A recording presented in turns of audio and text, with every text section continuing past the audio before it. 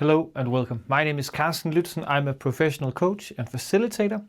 Today I will talk a bit about the bystander effect and why it's important for us as facilitator and coaches to know about this. So whether we're working with teams as a manager, as a scrum master, agile coach, this is something that is pretty useful to know. If you like these videos, please consider subscribing and sharing. That would be super awesome. So let's get back to this.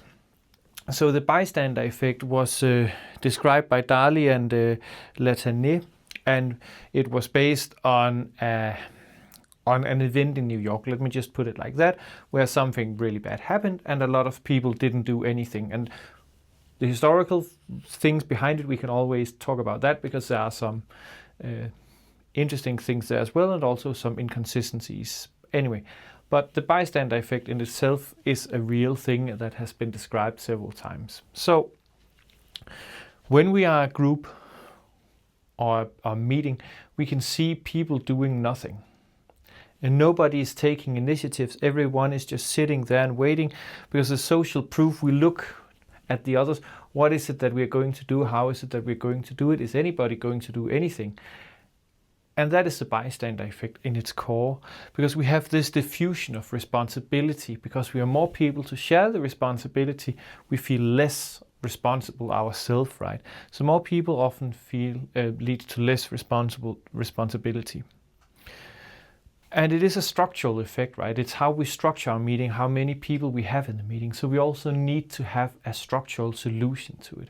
And that's how that's where we could use, for instance, 1-2 for all. So we invite people directly to contribute in pairs, right? We can also do round robin. So we ask everybody to say anything. So we clearly explain what is it that we intend to do, what is it that we would like them to do. Or if we assign roles, so in this meeting, you're going to be the devil's advocate. You're going to be the one that just sees problems and so on, right? And when we are doing when we are facilitating a meeting, for instance, we see this bystander effect and we need to deal with it. We can do it like this. We can also think back to the negative capability, right? It's okay if there's quiet, if there's just silence, just stay in the silence. Keep it, let it unfold, and then somebody will probably say something. Otherwise, you can invite them. One other thing is I haven't yet heard from you. I don't like that solution that much because we can force in a negative way people out of their comfort zone. So last but not least, responsibility in group doesn't disappear, right? It just gets thinner. So for us as facilitator, it's important for us to focus the responsibility back to the participants, and 1-2 for all is a great way of doing that.